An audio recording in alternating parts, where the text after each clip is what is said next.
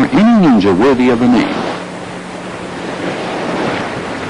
Unfortunately, however, much the opposite is the case in martial arts today. With each arm discipline limiting its students to one particular area, they find themselves helpless without their own special weapon.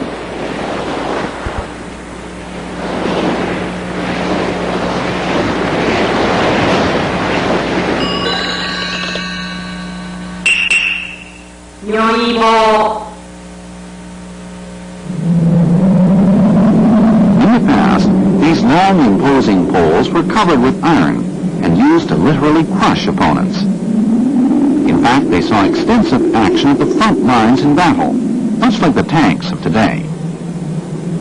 One reason for their popularity was that since many warriors of old wore protective armor, these poles were far more effective than swords in combat. In fact, a blow from a weapon like this was enough to snap even a heavy sword in two like a toothpick.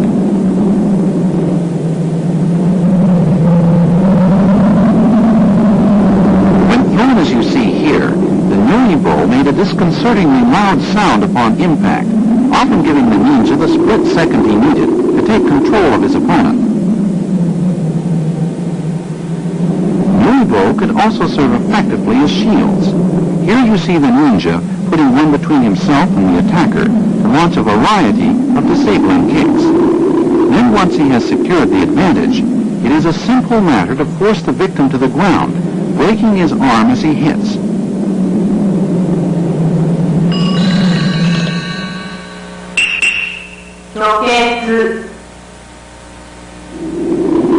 Another category which ranks in the forefront of ninja art consists of blade and chain weapons. In the opening sequence, you saw the ninja disarm his opponent using a chain weighted with an iron ring. Here, the assailant grabs the chain and comes in on the attack. The ninja, in turn, tumbles him as he comes, then has the scythe waiting so that the victim cuts his own throat upon attempting to regain his feet. Take another look in slow motion.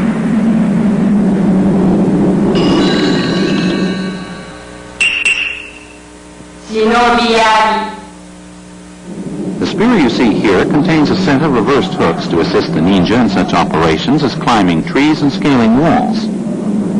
As you will observe, these hooks can also be extremely effective in disarming adversaries and launching counterattacks.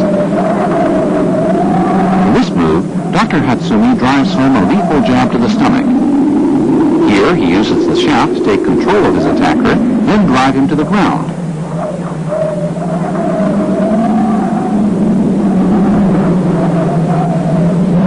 Notice the wide range of moves with this weapon. Spinning the enemy's sword, striking with the shaft and the hooks, penetrating the enemy's defenses to counterattack, or foiling a lunging sword offensive.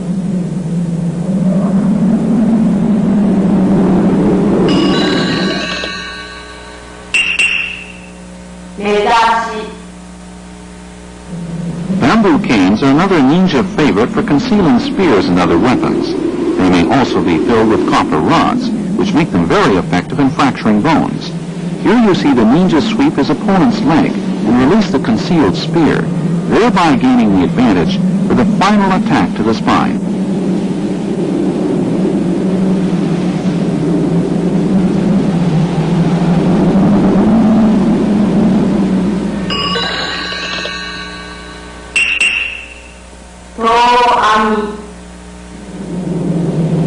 The original meaning of To-Ami was a net which destroyed evil. Ninja of old were extremely resourceful in devising applications for this tool of the trade.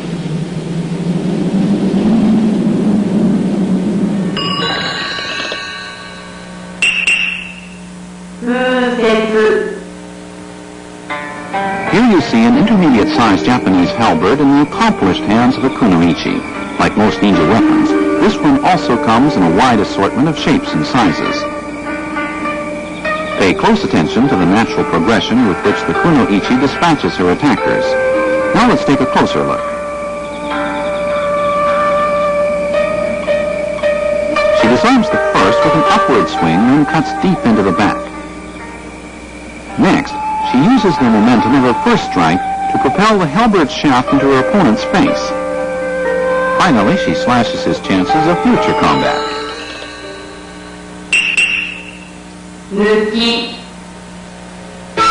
The ninja of old used spiked handbands to assist in climbing trees, as well as subduing armed opponents. Here you see Dr. Hatsumi demonstrate the effectiveness of these three attackers. He dispatches the first with a one-arm throw, and the second with a double-arm lift, followed by a kick to the ribs. Finally, Dr. Hatsumi catches the enemy's sword with one handband, rakes his face with the other, then finishes him off with a back-and-forth motion using his own sword. Watch carefully once again. Dr. Hatsumi blocks and attacks his assailant in the same motion. He then throws him to the side to counter the next offensive. Here, he uses his assailant's arms and momentum to take him completely off balance. This exposes the rib cage for a crushing kick.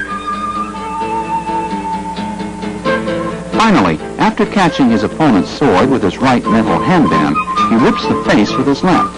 Now in control, he takes his victim to the ground with his legs, using the sword for leverage as well as for its deadly blade.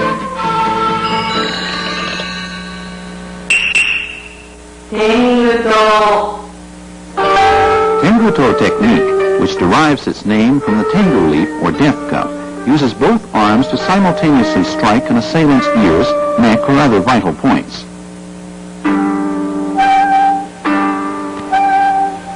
Here, the kuno-ichi hits her attacker's chest and shoulder, takes him down with his own momentum, then cuts his throat with a knife concealed in her uniform.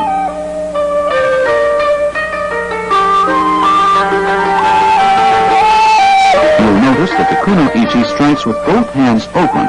What's more, only after she is in complete control does she actually take hold of her opponent, since this would mean losing the speed necessary for an effective takedown.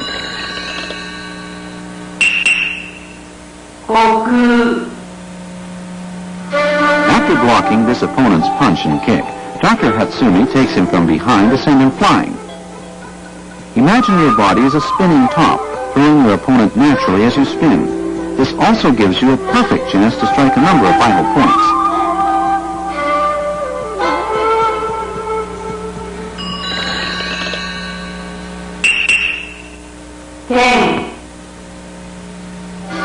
Dr. Hatsumi catches this punch with his elbow, pins his opponent's foot, and delivers a kick to the exposed chest. Slowly and deliberately, he forces his opponent's stance open as he waits to plant the kick at the most vulnerable instant.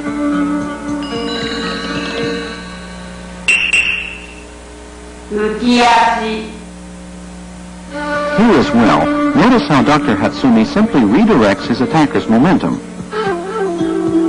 Also, instead of sweeping his victim's leg, he simply lowers his own to bring him down.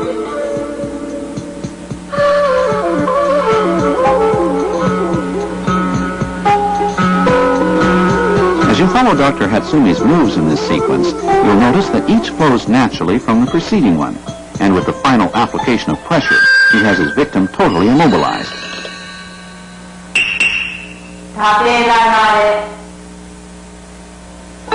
Here you see the assailant as he makes a move to molest the kuno-ichi.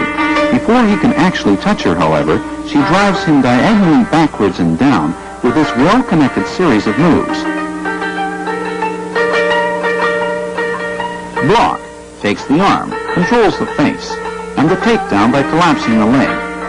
Her knee in his leg, her foot on his wrist, her hand pins his jaw.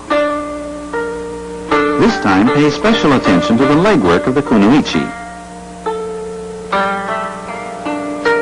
She takes her opponent down by striking the back of the knee with her own. And after pinning him at point after point, she is in position to deliver her final two blows to the neck.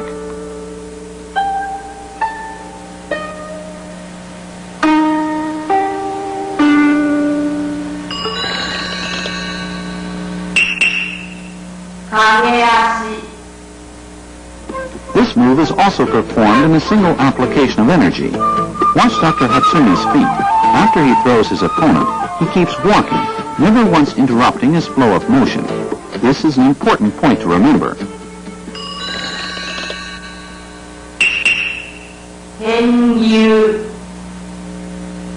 In unarmed combat, the ninja's most valuable weapon is control over his own balance and energy flow. Here you see Dr. Hatsumi subdue his opponent by utilizing the momentum of his attack to topple him in one fluid motion. He then uses his knees to strike a number of vital points. Once again, observe how Dr. Hatsumi combines leg work with hand techniques. Proper teamwork between the upper and lower parts of the body is an essential element of ninja art.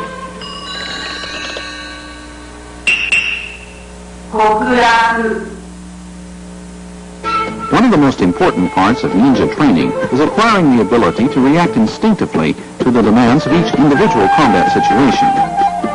Here, the assailant comes down with both arms, and the response a simultaneous right-left combination to the throat, then the ribs. After his initial strike, Dr. Hatsumi rolls backwards, slamming his opponent's face into the ground while delivering an elbow to the groin.